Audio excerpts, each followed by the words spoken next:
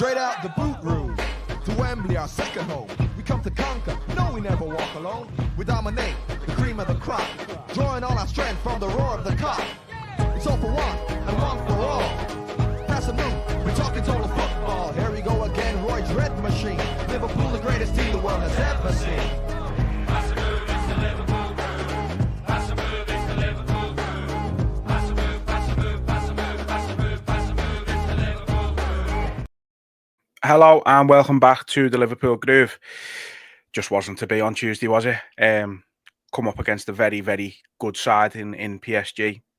Probably, got lucky the week before, in fairness. And yeah, just wasn't to be. Can't grumble with them going through, in all honesty. They were the better team over the course of the two games, I think.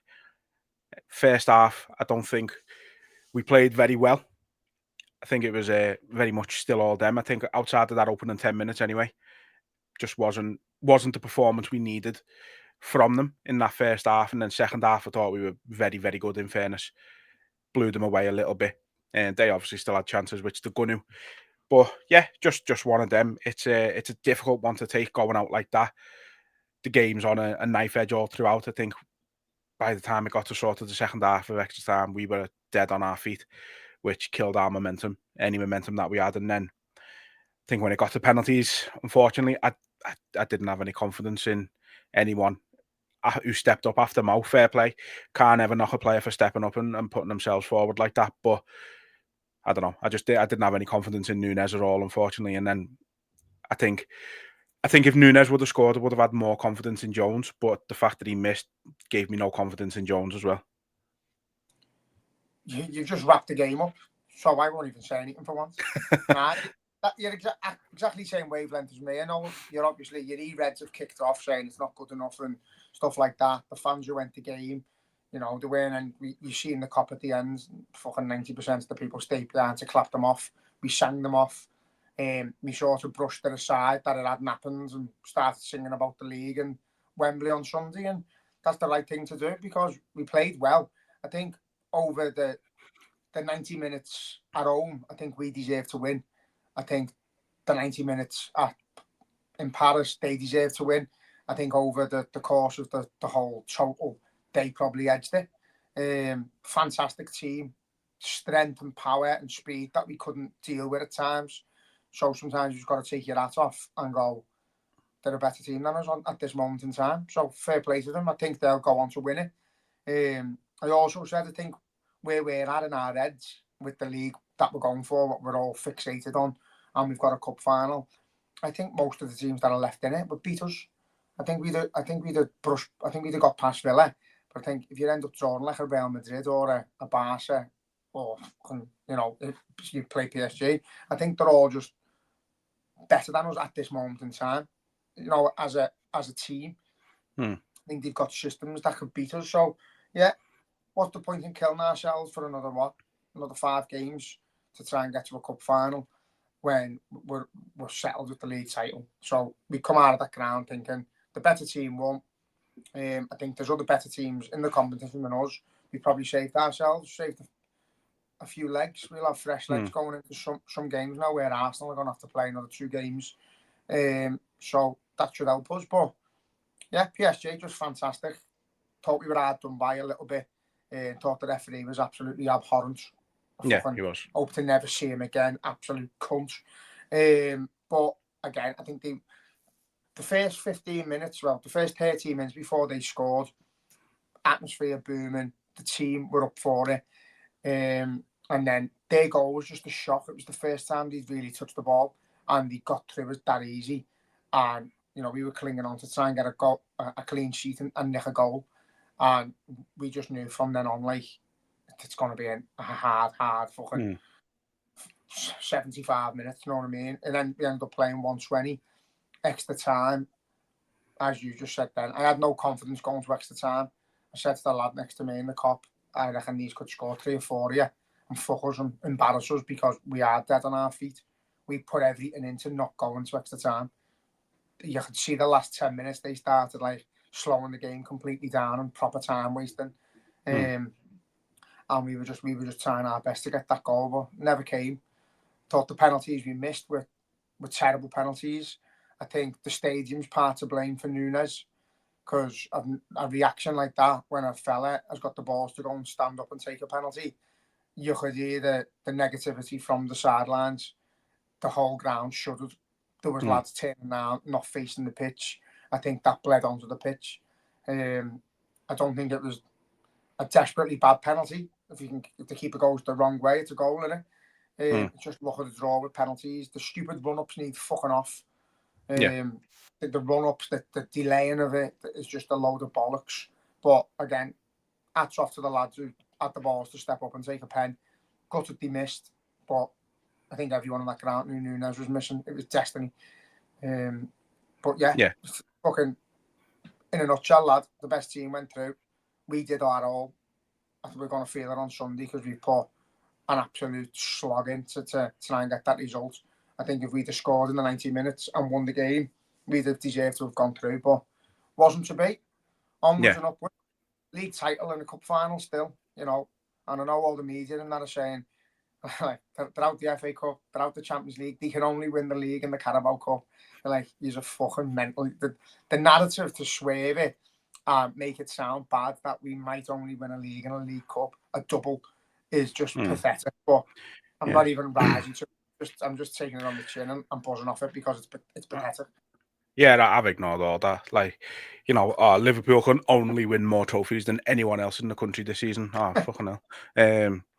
Yeah, madness. Yeah, I did want to ask you about the atmosphere with obviously you being there. So I've seen obviously people who've watched it on telly, and myself included. Like, I'm one of them. If I don't go to the game, I won't have a go at the atmosphere, like on social media and all that. You know, if I'm not there, it's not my place to moan at the ones who are there for not making an atmosphere. But watching it on the telly, like for the majority of the game, all you could really hear was PSG fans.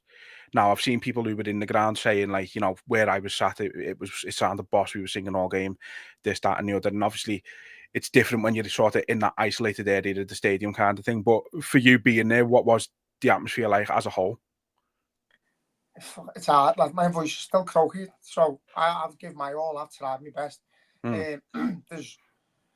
There's too many mixes of different supporters in the ground, and I think they need to isolate spectators from supporters. I think that's what the sides are there for. They've made the Annie Road standing so people who are active and want to go and support can.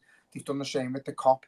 My message to anyone who doesn't want to get involved in the atmosphere is to don't go, or to sit in the sides, get a ticket in hospitality, get a ticket in the main stand or the Kenny, leave the COP and the Annie Road alone for us, because you are killing it. There was a number of people there who wasn't interested. I had a fella next to me with a GoPro and I wanted to kill him. Never spoke English, never even engaged with the songs, wants to record everything. No scarf up, you'll never walk alone, just recorded everything. I ended up going standing somewhere else because I wanted to punch his head in. Went and stood, so that was in 207, went and stood in 204 with my mates. The atmosphere around where I was at first, the first 15 minutes till they scored, was fucking electric. Absolutely electric. The sounds of like people smashing the tin, just constant noise, non-stop. Thought we booed them to death. Every time the ball went out, we screamed. The roar was brilliant. It felt like a massive European night. They scored and it took the sting out of us, which is what their plan was to do. Shut us up. They did. You know, every time something happened, we were back up. You had lads desperately trying to get the atmosphere going again. From the COP, I can honestly say I didn't really hear PSG fans. I could only hear us. I seen them. We could see them. And put a fucking top on you, French twats. But no, seeing them, lad, and credit to them, they bounced all game. They were relentless. They never stopped. You could see they were active. They were moving. They were clapping. They were up and down. But I don't think I didn't hear much of them. Couldn't tell you a single chant or song. The only thing I can tell you is one cunt in there fucking stand had a whistle, and I kept thinking the referee blew, pissing me off. Yeah, that was horrific on the telly as well, lad. Honestly, lad. But yeah, it's to be expected. It was massive. The atmosphere was brilliant, in my opinion. But there is still, you know, it could be 10 times better if you give the tickets to the right people.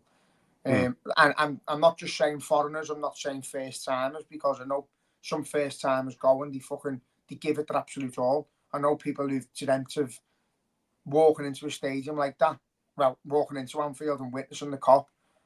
They've dreamt of it all their lives, and they do it, and they get involved. So it's not a dig at anyone who's not from Liverpool, because there was loads of Scousers, older fellas, and there was a fella with his kid about my age who got off before the penalties, and I will never understand that for the rest of my life.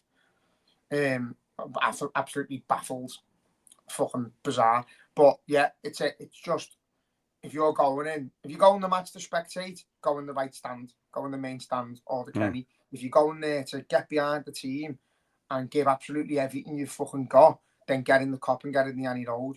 If you are in the Kop or the Annie Road and there's someone next to you who isn't fucking engaging, ask them why, and try and fucking, this is my only thing that we can say, make it hostile, make people uncomfortable for coming into our stand and not being part of it. If you go to an ultra section of a foreign fucking team and you stand in the middle with them and you're not bothering, they'll fucking drag you out. And we need to start being the same. We need to start making it not a family section. It's a fucking hostile environment where we put the opponents off and we get behind our team. And if you're not willing to do that, fuck off to one of the sides. Yeah, no, you're absolutely right. I mean, you know, you've seen people who've fucking gone over to like the like Boca Juniors and River Plate games who've been in a section with the ultras, and they've just fucking launched them. They've looked at them and said, if you don't get out, you're gonna fucking get battered, basically. So no, there's got to be a sort of element of that. You're right. It's got to be everyone aligned with the same sort of way of being in the stands, because it does, you do get those disjointed atmospheres, and like, you know, that should have been, with the way PSG played the week before, that should have been treated as if we were sort of losing, you know what I mean, like that kind of atmosphere. It felt like that though, to be honest, lad. It did. It felt like I didn't get our tactics in the sense that we could come out the blocks the way we did. Like, I thought we've seen we can sit in and handle these. You know, Alisson's in for a game of his life, but try and nick them on the counter, and we didn't. We sort of played into their hands, and it's the first time I've seen Slot do that, where you just come out the blocks and you just give everything from the first whistle. But the atmosphere was like we were losing and we needed to get behind them to win. But then they scored, and it did change a bit. It just it knocked the stuffing out of us, because I think most of us thought, well, if they're going to score that easy, and I think it was an error by Liverpool, but if they're going to score that easy, when they start going through the gears here, I think they'll get another. But I don't even think they got out of third gear, lad, until next time.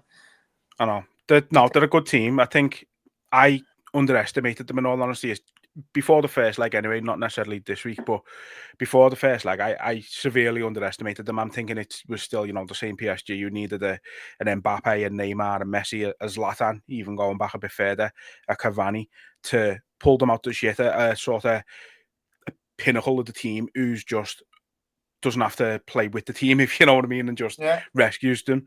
But they're not. They're a proper team now. Like Luis Enrique, fair play to him. He's done a fantastic job there, because, you know, everyone looks at the French league like it's a farmers league, and it is, but like now it's because they are that good actually at the minute, like that. It's like that. So credit where it's due, and yeah, they were a fantastic team on the day. Looking at the goal they did score, like you say, it was a bit of an error from us. I think we gave them too much space, far too easy for them to cut through us. But I think Kanate, I think it was a case of, you know, it was a no-win scenario for him. If he would have left it, Dembele has a tap in. The fact that he slid in and the balls kind of went like that is unfortunate, and Dembele's obviously reacted the quickest. I think I was annoyed at him at first, and then when I've looked back at it, as I say, I think it's just one of them where, again, no-win situation for him. To be honest, lad, I haven't looked at the highlights because we've lost, so I haven't looked back on it. I've just seen it from the Kop, the far end. It looked just so easy, and then it looked like a misunderstanding of some sort between the defence and the goalie. It looked like we fucked up somewhere, because it was that easy to put the ball in the net, so I couldn't even really comment on it. Just the way they broke through, the way they got past us, the way they got through the midfield into that wing to get the ball across, and I just thought we were just shocked. It was just shocked that it was in, and yeah, I couldn't believe it. No, I do think there was definitely a sort of breakdown in communication between Kanate and Alisson, because to me it looked like Alisson probably had it just about covered. But again, if Kanate is unsure himself, as I say, if he thinks if I leave this, Dembele's got to tap in, I think he's got to try and do something, and it's just unfortunate. I think they've kind of collided a little bit, which has made it impossible for either one of them to get the ball after it's sort of, gone beyond them. And it's just been one of them. What did you make of Salah's performance? Shite. He was terrible. In a nutshell, lad, it happens. I was laughing, saying, the first time he's been bad, and it's really affected us because he usually pops up with a goal or something anyway. Yeah. Took a penalty brilliantly, from fantastic pen, but he was terrible. Absolutely, Yeah, he was. Probably the worst player on the pitch for us. Couldn't control the ball, couldn't bring the ball down, couldn't beat a man. And again, you've got to sometimes go, listen, he's 31, 32, he's slowing down a bit. That fullback for them had him in his pocket. He was just a great defensive display from him. He tried to go head to head with him so many times, and he knew he was going to cut in onto his left foot, and it was just easy to dispossess him and crack on. But he done him once early on, didn't he? And then I think he wised up a bit then. Yeah, I think he got onto it, but I think, I don't know, the pressure gets to Salah a bit on these big games, and that worries me, because I feel like seeing the reaction of him, that it could be his last Champions League game for us. I think he was desperate to win it, but again, he's a professional footballer, he's desperate to win it anyway. But he was poor. I thought it's hard because we played well in spells, but individual fucking errors, just we could have scored about 5 or 6 ourselves. Like if Andy Robbo could cross a ball, we're winning. We're 3-0 up. Yeah, you know what I mean. And you know what? And he played brilliant, Robbo. I was just going to say, outside of his crossing, he had a great game. Oh, he was shocking with the ball. You just don't want the ball at his feet. You don't want him to be near it. Do your work, but just stay away from it. But again, another day, lad. There's 3 tap-ins put in because there's 3 good balls gone into the box. Szoboszlai again, just out of this world, just running everywhere. McAllister's starting to remind me a bit of Jones, who was fucking dreadful when he come on. McAllister's just clinging onto the ball a bit too long. They need to release it. Szoboszlai gets it and he gives it. Gravenberch's the same. Macher and Jones are just clinging to the ball, but it's the first time since Slot's come in where his substitutions have absolutely fucking derailed us, killed us. Cody Gakpo and Jones weren't worth a fucking wank when they come on. Gakpo shouldn't have been brought on. I wanted him on, don't get me wrong. He shouldn't have been brought on. He wasn't ready. I've never seen a player come onto a pitch in a game that big and not even attempt to win a tackle, not even attempt to stop the ball going past him. He just walked around. And if Núñez would have done that, he'd won his head on a plate. But again, he's probably thinking, cup final on Sunday, so I fucking get injured and miss that. Do you know what I mean? He shouldn't have been put on. So that's on Slot. But I also believe, if that's your mindset and a manager's bringing you on, you've got to say, listen, I'm not fit. Or you've got to go and give it your all, like the others did. Yeah, I thought they were dreadful. Thought Jones absolutely fucking killed our rhythm in the midfield as well. Killed us. And I think we played well. No, it is. I think he brought Elliott on too late as well for me. Quite surprised someone like Chiesa didn't get a chance. He's not going to be here next season. Let's be honest. It's not a good fit for him. It seems like whatever he does doesn't seem to be able to do anything to get any significant game time, which is a shame because I think we've seen glimpses of him and there's a great player in there, but for whatever reason he's just not getting the chances. I think one positive that I say we can take from it, which was a big surprise for me and I made up, was Jarell Quansah. I thought he was great. My ass went when he come on. He has not had seasons, has he? And he did. He come on and done dead well. Played very well. But remember he done this. He brought him on right back against Man City, weren't it? The first game. and then started them right back the next game, and he got fucking I know spit everywhere. that's the only worry now, isn't it? Like I would have, especially when Endo come on as well. I was thinking, right, put Endo right back now and consider him in the middle, but they stuck with it. And again, another one, like if only he could cross a bit better. But he was great getting up and down. In fairness to him, like he's a big fucking athletic fella, you know what I mean. So he's going to be good getting up and down, and unlucky not to score as well. I think he was our best attacker when he come on. Yeah, he was. So yeah, made up for him. We spoke about him obviously a lot last season, and now, you know, surprisingly good he was for us last season, and it just hasn't been the same for him this season. But I think the last few times he has played, he has looked a lot better. His confidence is back. I think he had a clearance off the line against Wolves, and it just seems to have lifted him completely. And he's looking good again. So long may it continue. Yeah, players like that, lads. Some players need the confidence, and they need a little fucking arm around them. And, you know, it's one of them. He had a bad stint, and then he's had a few good games now. So yeah, long may it continue. He had a lot of fucking bad luck as well, to be fair. Shots deflecting off him and stuff. Just in that little rut he was in, where everything he could possibly make go wrong went wrong, and not all of it was his fault. But we know there's a fucking top player in there. 100% there's a top quality player in there. But you've got to get the best out of him. I prefer him playing centre half, like. But when you can get up and down like he does, as you say, his crossing's not great, but he's good when he drives through that middle towards the fucking box, like. So yeah, so he might be starting Sunday, lad. No, yeah, start up front. Last thing then to just touch on with the game. Well, I say with the game, more before it.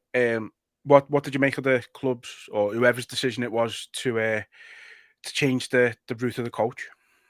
Pathetic again. Fucking whoever's making decisions at the top of the club, from the people they led into the ground, from the fucking all that shit, all the surveys they do and all that, they don't listen to a fucking word we say. They don't want the lifeblood support there. They want the pictures and the recordings to be able to sell the club, but they're not asked about us, lads. They're really not. Fucking, it's a one-way love, innit? We love the club.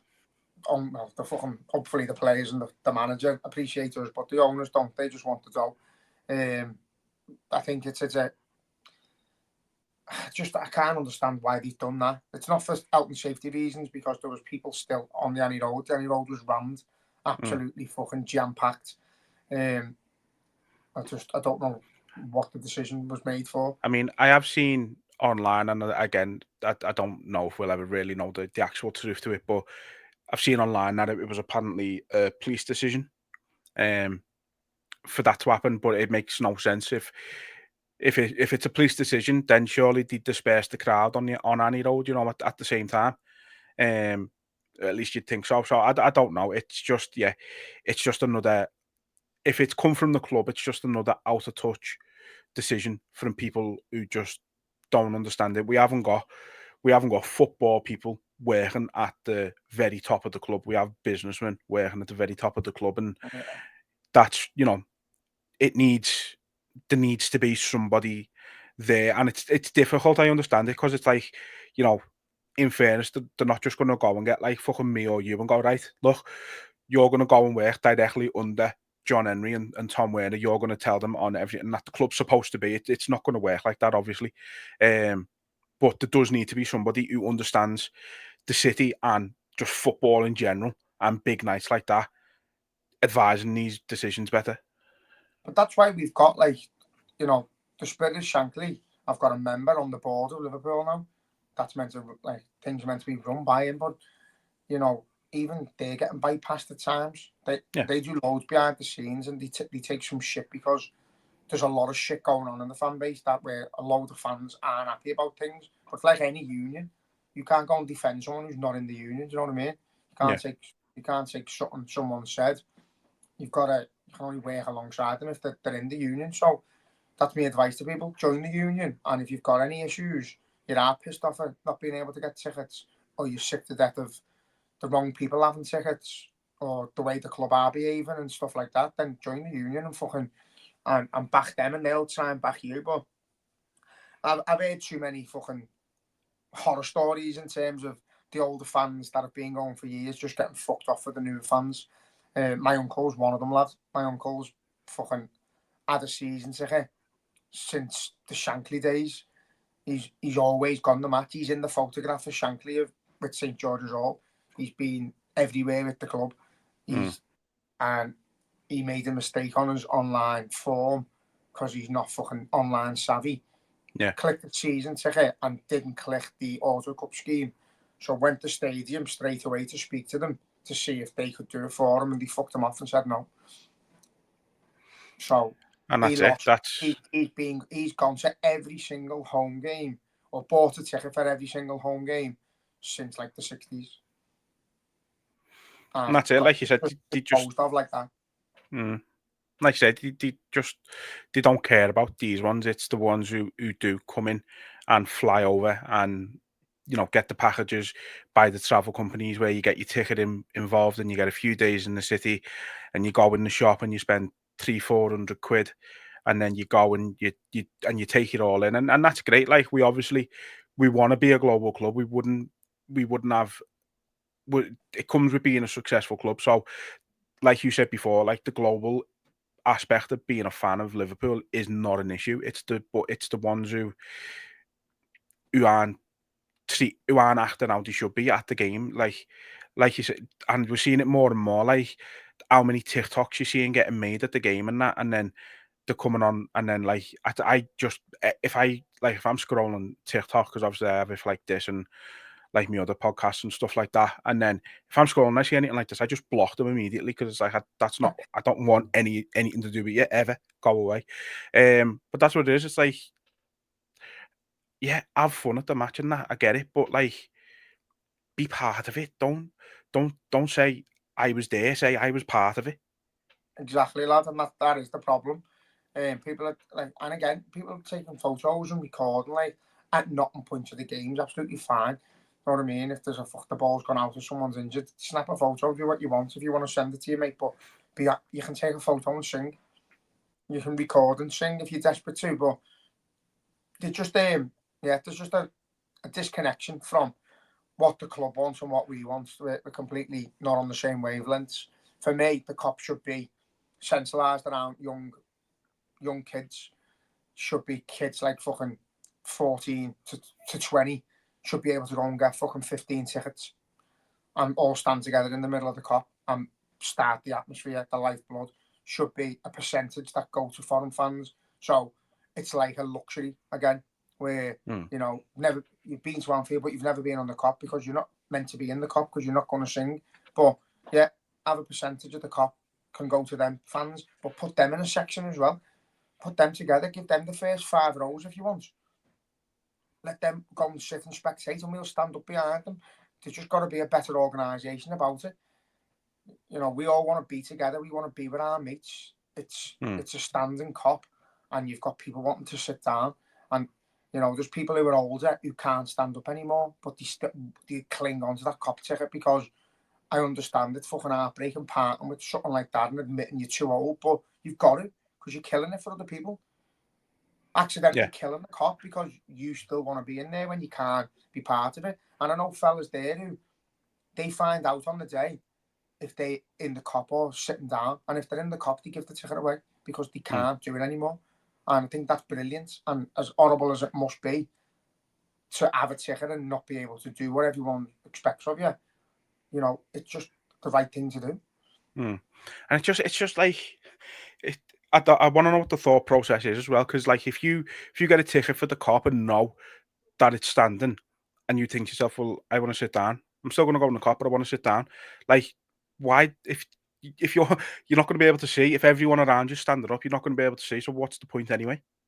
Because, and again, this is the problem, lads. I think the majority of like your first time fans and that, they're not even interested in the result of the game or seeing the match. They want to go in, they want to try the food, try the drink, they want to record You Never Walk Alone, they want to get a few photos, and they want to say they've been. So without actually fucking being involved in it all, when they put all that footage and that together on TikTok or whatever, they've been the match. They've been there, you know what I mean? So they're not really asked. And it's hard because, you know, you've probably done it. I've probably done it. Gone to fucking New York or gone to somewhere where you're not a supporter of that team and gone, I fancy dipping in here to see what it's all about and take the atmosphere in. But you don't go and sit in the fucking main section and be in the middle of all the proper fans. You know what I mean? You look around you, you take in what everyone around you's doing, and you follow suit, you know what I mean? So if everyone's fucking up and making noise, make noise. It doesn't even have to make sense. But if everyone's doing it, do it. If everyone's sitting down and just watching, then yeah, sound. Do that as well. But like, just whatever the locals are doing, follow suit, you know what I mean? Yeah, and that, as I said, it's not even just locals. There's fans there. Like, I do the Stalin Hotel here, and the owners of that have hospitality packages where you fly over from wherever, mainly Norway and Ireland. They come over, they get a hotel room, they get a ticket, and lad, it's bouncing. They're bouncing. They're excited to go. They come back with no voice. They come back excited and tell you all about it, and it's brilliant. Met some brilliant people who go, and they go for the right reasons. They fly all around the world to go the match, and they're right up for it. But then you've just got others who want to go to say they've been, and then we need to eradicate and get rid of. We need to stop it. But there's got to be a percentage now. They've done this L postcode thing where you get the fucking top tier of the main stand. Fuck off. Make the cop L postcode and put a percentage towards people who can come and live the dream. You can apply for a ticket in August. You know what I mean? Put 1,000 cop tickets on sale in August across for every single match and let them sell out, and then sell the rest to locals and proper fans. Bear my head out.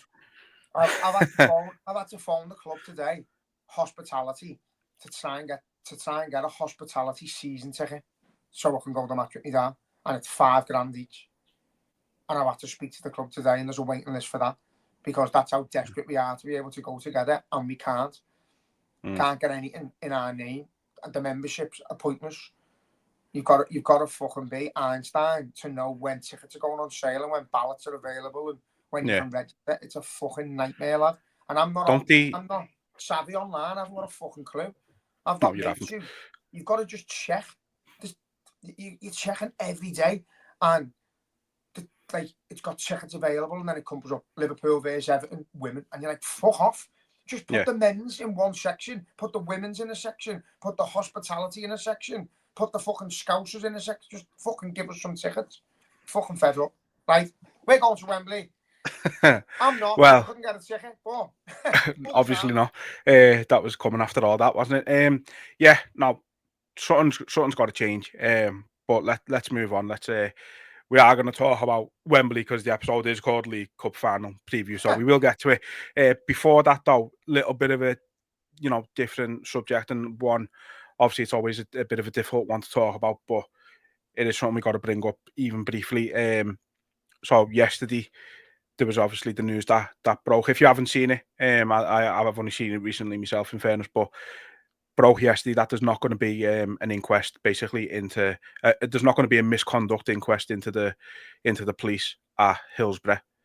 So basically it's from what I've gathered, from what I've read about it, it's essentially they know they've done wrong, but they're not going to look into it essentially. Basically, that might as well be the headline. We know they're at fault and we're doing nothing about it. It's there for all to see. The statements are there. The change statements are there. The pressure they put on victims' families and stuff like that. It's all there for people to see. It's all written up. Can't get my head around it. There's evidence. There's fucking folders upon folders upon folders. There's police statements. There's police witnesses saying they got asked to change the statements. They got asked. They knew they'd done wrong. They've mentioned it in the statements. They've been told to change. You can see pictures of Field in an office when the crowd are on the pitch and there's still gates not open and stuff. Absolute tragedy, absolute travesty. And it's just one you come to expect now because they've been burying it for fucking years and years and years. And they just always will. They'll try the best. The main thing for me is, the families, in a sense, got justice when the truth came out when we were at St. George's Hall, and the verdict was an accidental death, wasn't it? So it's bizarre, lad. It is. It's yeah, bizarre is the way to put it. And I mean, like, you can't even begin to think what the families have been going through and are continuing to go through. It's like, they get it seems to be sort of, one step forward, two steps back all the time with it. And it's like the fight for justice is never ever gonna end. And that's just horrific in and of itself, you know what I mean? Yeah, that's the saddest part, lad, is because, we weren't even alive at the time. We got no real connection to it, only through like the love of the football club and what we've been brought up with. We've met people who've been there, got mates who lost loved ones there and stuff. But to get to a point where you think we're going to get justice here and we're going to start seeing convictions and seeing people who are guilty for their actions and for basically causing the death of fans, to think you're going to get that over the line and eventually see proper justice, and to get told no, basically, is just abhorrent, isn't it? Yeah. They've actually said, yeah, although we know that the police were involved and did make mistakes, we can't do an inquest into it. But I hope, in a sense, like the families can accept it and take what they've had in the past as a justice. As I say, that I call it the truth day. When the independent panel got released and all the notes were read out and the verdicts were changed. It was a lovely day for the families, in as lovely as it could be, if you get me. It was I know what you mean. Day to be amongst that and see people crying with joy. But yeah, it proper gets to me. That's always got to me, Hillsborough. Just to think that they're still fighting all these years later, and next to nothing gets done unless it's the families and the survivors who do it. It's just terrible. And again, I hope MPs can rally round and get behind the families and try and force change again. But it's going to be difficult. I think I'd love to see the families say, listen, we've gave our all. We need to let our loved ones rest in peace now. We need to let the survivors move on with their lives and say, we weren't guilty for anything. We didn't do anything wrong. It was the police. It was terrible organisation. It was the FA. Let's try and move on and live our lives, because chasing justice that might never come for the rest of your lives is just not a nice way to live. And they've been forced their hand. It's just a horrible thing. But heartbreaking, isn't it? It's disgusting. And I think, I can't echo those sentiments, what you're saying there about, hopefully I think that's probably the reason why the club stopped doing like the memorials every single year, because like obviously the day is hard enough for everyone who was there and those who lost loved ones and things like that, and then to sort of bring it to the forefront as much as they were doing with the memorials, I think was probably part of the reason why they stopped them as well. Because that day must have just been like to put on that brave face going into Anfield every single year in front of the crowd that you used to get, because it was getting to a point where it was like 3-4, every single side of the stadium was full at some years, you know what I mean? Like, so obviously say it's a difficult one to talk about, especially for us, as you say, we weren't even alive, but it wouldn't have been right if we didn't bring it up a little bit. And the fight goes on, never stops. Exactly. And do you know what? Say, I'm sat here saying I hope the family can sort of accept it and can move on with their lives, but they probably don't want it. It's built into them now. It's instilled in them to fight tooth and nail for what's right. And so probably the wrong thing to say before, but what I mean is I hope they can find a way to move on with their life and find happiness and find normality again. I think they're going to keep throwing these hurdles in the way. They keep jumping over them. So they keep getting through it and carrying on to fight. So all my thoughts are with the families and the survivors and all the friends of people who lost loved ones and anyone who come through that day where anything bad said about them, because we know the truth. We know the police were to blame and the Liverpool fans weren't. So that's all I can really say about it. We want justice for 97, and it's not just a number. It's 97 people, 97 Liverpool fans, and it's more than that now. People have taken their own lives, and people have passed away through illness and that since. So, yeah, there's a lot more than 97 families affected. So, justice for all. Yeah, absolutely. So, like I say, moving on then to Wembley. A few people sort of not looking forward to it as much as they were last week. Let's say after Tuesday's game, I think obviously it looks like we're going to have no Trent. I don't think anything's actually been confirmed yet. But the way he went on his ankle, his reaction, like he was, I don't know if you've seen the fan footage where he puts his top over his head like he's fully fucking bawling his eyes out. Like, so you'd expect him to be out. I'm hoping Kanate isn't out as well. I put on Twitter, like, after the game, I would have rather have lost in normal time and kept Kanate. I've seen a few things saying he was just tired. Wait to see. Like, he hobbled off, didn't he? Like, he could barely walk. So hopefully it was just a bit of cramp or something and he just couldn't continue. Because we will need him. I think having to go Endo and Quanta as good as they can be and reliable as they can be, I think them two against Isak, he'll be licking his lips a bit, you know what I mean? I won't even watch it, lad, if that's the case. I think I've seen Slot say it was tiredness for Kanate. I think Trent's a massive loss against them as well. Does look bad. I think he might be crying. He's not going to kick a ball for Liverpool again. You know, you don't know what's happening with that. But thought he played well against PSG. I think he's been playing well. I think attacking wise, he's a massive fucking threat. So that's the problem with changing him and Bradley not being there, is that you don't get that threat from anyone else, do you? So hopefully Kanate's in. He might have to start Quanta right back. I'm not, they've got their own injuries, they've got their own issues as well. So I'm not even going to moan. Whatever the team is, should be good enough to beat Newcastle. I think it's going to be a game one in the midfield for me. You can play Endo and Harvey Elliott centre half if you want, and if our midfield does the job, Isaac doesn't touch the ball. So if we do our job, it's one of them. Don't think it matters who plays in defence. We've just got to. I think Anthony Gordon being out is absolutely fucking massive, because I feel like he always gets the better of our defence. Yeah. I feel like he's just got that ability to skin you and make show you. So that's a great one that he's out. But yeah, it's a cup final, lad. It's not one of them. It's not season defining.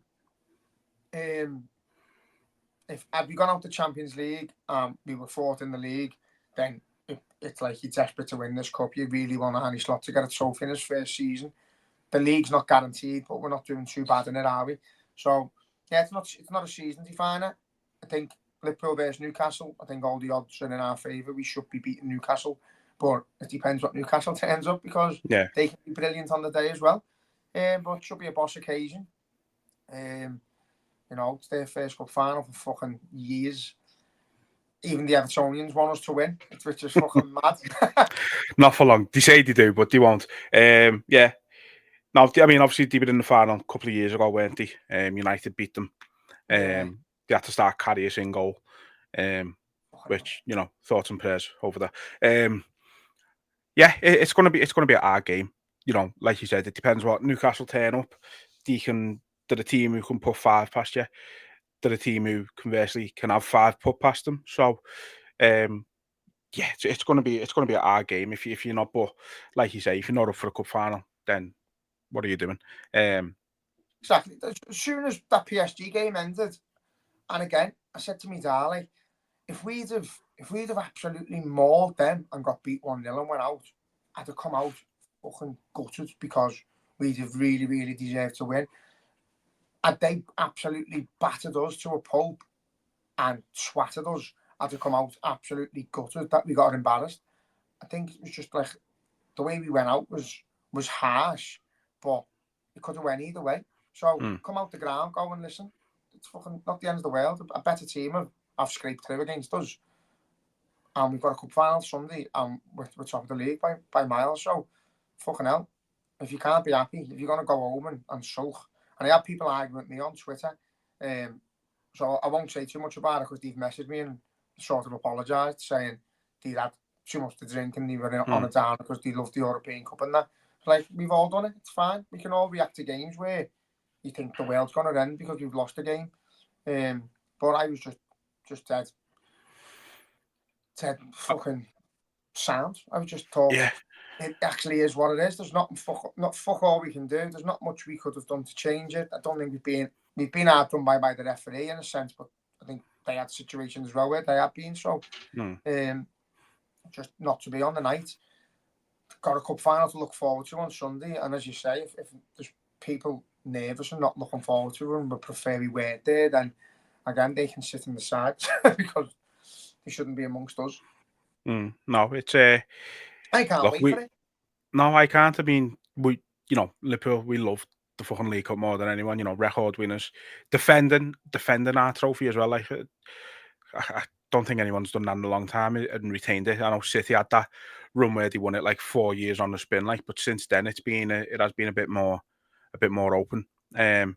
So to be able to defend it as well, and it's not season defining no matter what the result, but I think obviously you win that where we are in the league, and then we've only got the league to focus on, playing practically a game a week. I think the only time we don't have a game a week is when the Everton game comes around. We play like the Tuesday or Wednesday, whatever day it falls on, and then we play the weekend. Other than that, it's a game a week. So it's like you go in, you do that, you got the momentum of winning a cup, the joy of winning a cup, and I think we need 4 or 5 wins now to basically secure it.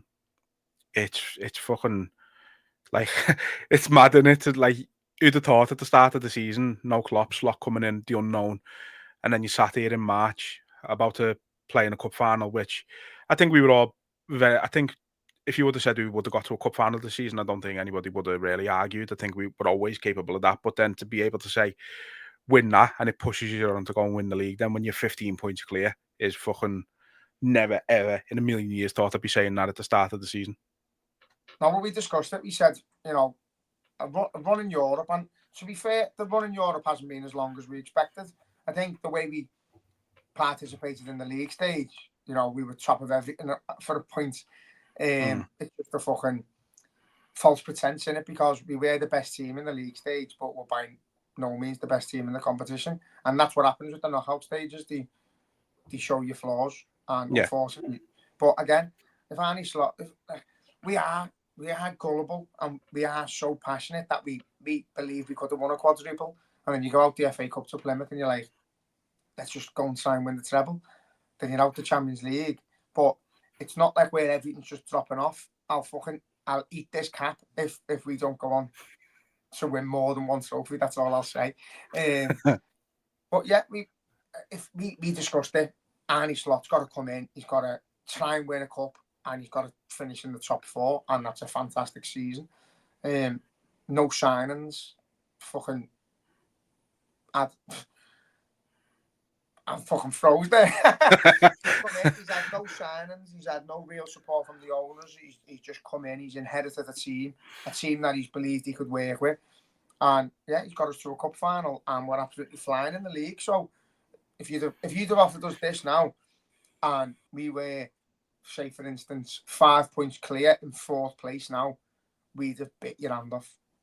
Cup final Sunday, and you're in the top 4, and you've got to lose 2 games to be out the top 4. You'd go, yeah, I'll take it right now. At the start of the season, we would have took it 1,000,000%. Yeah. Guaranteed Champions League, guaranteed a trophy. So at this moment in time, we play Sunday, not guaranteed anything, but win that, and then we're 15 points clear at the top of the league, and we can go on to bigger and better things. And as I say, I think this season, if we'd have done well better than what we're doing, I think if we'd have gone on to get well further in the Champions League and further in the FA Cup and being on for like a quadruple, I think it's another false pretense going into the summer of where our weaknesses are. So I think we have got weaknesses. We've got parts of the pitch we really need to improve, and parts of the squad we really need to improve. And I think Arnie's Slot can now see that. But again, it's not a bad position to be in. No, it's certainly not, is it? I mean, just touching on that a little bit, I think, I think it's going to be an active summer both It's ways. gotta be. I Got think to be. I can't see. I cannot see a scenario where Nunes is still at the club next season. I wouldn't be surprised if Diaz went, and to be honest, I wouldn't really be that bothered at the moment. Same with Jota, as great as he can be. Jota's a weird one because I think he probably is our best natural finisher, and when he's good, he's great. But when he's bad, he's fucking horrific. When he's bad, it's like playing with 10 men. He's pointless. He was terrible against PSG, and then 10 minutes before he took him off, he started coming into it a bit, and he was doing his little turns, and then bringing Nunes on. I prefer seeing Nunes with Jota. I think you get the best out of Jota when Nunes is on the pitch. But again, not to be. I think you could look at our team and you could go, there's only really, you've got your two centre halves, your goalie, I think, and your midfield sort of picks itself. So you could strengthen a number of positions. There's no one I actively want to see gone. There's no one I'm desperate for us to sell. I think Nunes, if he was to accept a bit part role in the squad and forget his price tag and just say, listen, he's been part of the team that could be potentially successful. Thanks for everything. You're not going to start. You're not good enough, but we can use you for 20, 30 minutes a game where you can come on and change a game. I'm all for that. I'm not asked what he's getting paid or what he cost us. I think he's an absolute fucking hell on earth to play against for fucking 10, 20 minutes. So I'd be happy with keeping every one of them. But there's better players out there in a lot of our positions. I think, again, there's three you've just said, Diaz, Jota, Nunes. I think your fullbacks, I think we can improve. I think we could do with another centre half. I think we could do with another centre mid. Someone a bit more on Szoboszlai's wavelength, someone who's going to kill himself for the team and run round and that. But yeah, it's not the right time to really talk about it because no, of course. What this group of lads have given us this year is more than we ever expected. So it's fair play to every single one of them. They've all had the moments. They've all had great moments. They'll all continue to have good moments and bad moments. But as long as we can fucking get our hands on another trophy or two, I'll be happy. Yeah, that's it. Emphasize the two. So going back to it then, like obviously a number of players there have just played 120 minutes. And then, the penalty shootout as well. But then is there anyone you can see sort of who you say does need a rest Sunday, like who shouldn't start, or is it just a case of international break after it, throw your strongest 11 out no matter who it is? I think, throw your strongest 11 out, but on the basis that they've showed signs that they want to commit themselves for the team. So Gakpo wouldn't even be in the squad for me after the other day. I'd just leave him out until he was 100% fit because that was fucking pathetic. If I could give them like vitamins to make them fully fit, Szoboszlai has to start, Gravenberch has to start, but I think you can start seeing they're getting a bit leggy. Getting a bit tired. I think McAllister as well. Like he's slowing down. It's hard. I think sometimes playing your strongest team on paper isn't the best thing to do because the fuck. So I have to just see what their energy levels are like. He'll assess it. But Szoboszlai's got to start. Yeah. Even if he's in a wheelchair, I think he's just got more energy than absolutely anyone. He'll have more energy than anyone on the pitch. They've got players like that.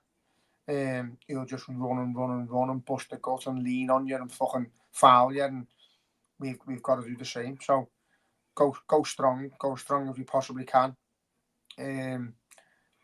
Front line, I don't want to see Diaz, Jota, and Salah again.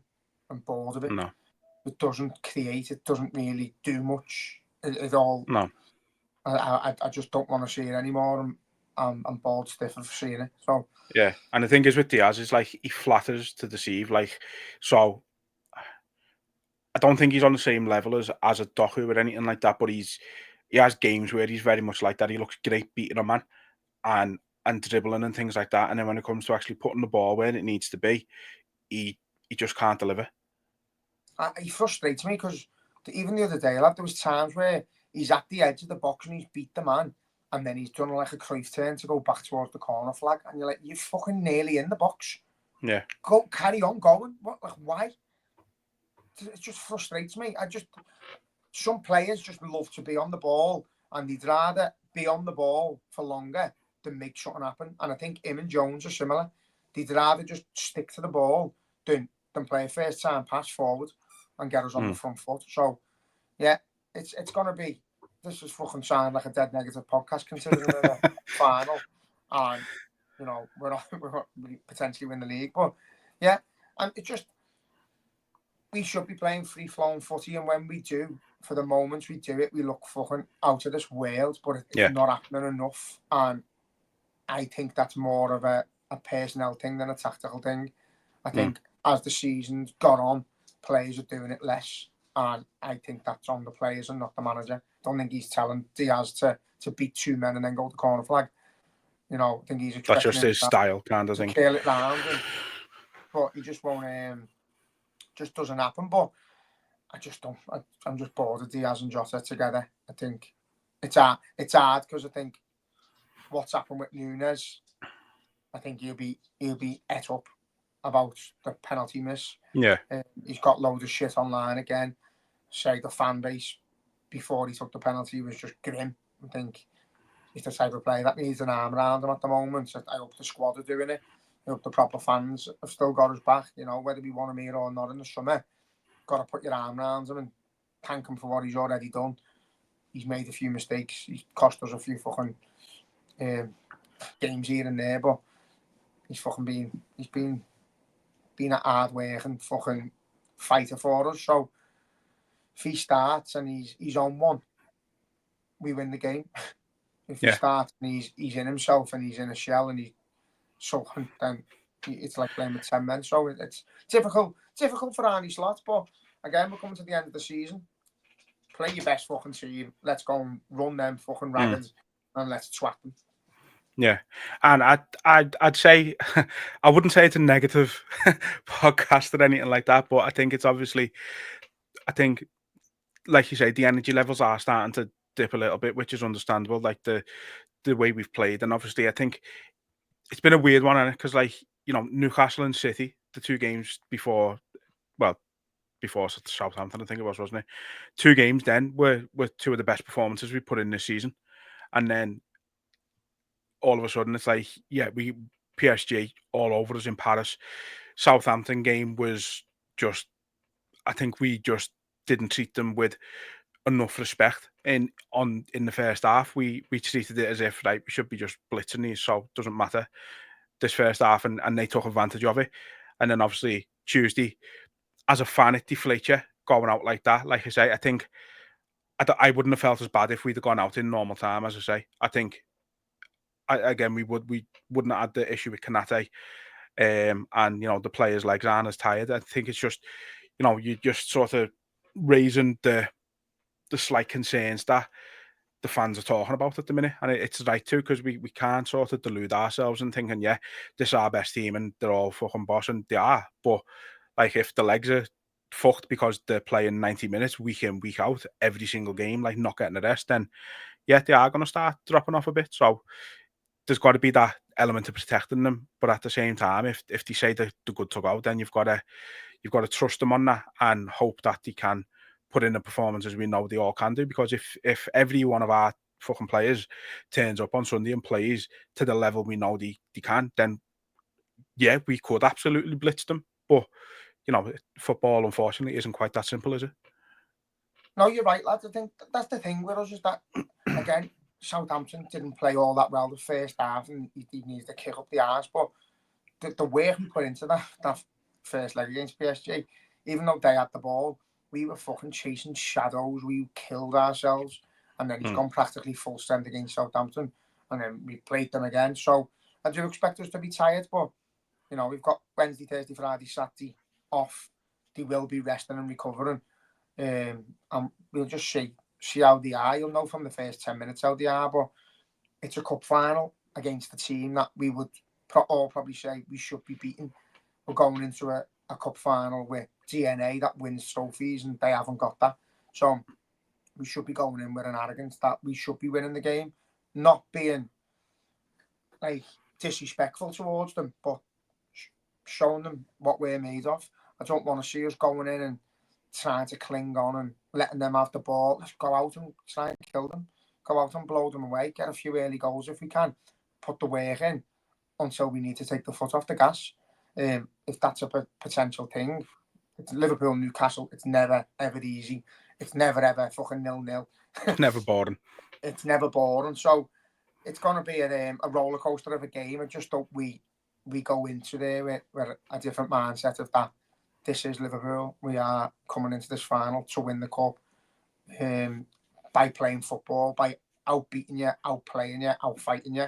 I want to see us go in there and not just nick it. Obviously, if we get battered and we win 1-0, we'll celebrate the cup. But I want to see more of the Liverpool way. I want to see more of us outplaying teams and teams on the ropes as opposed to it being the other side and us being on the ropes. But yeah, it's going to be interesting.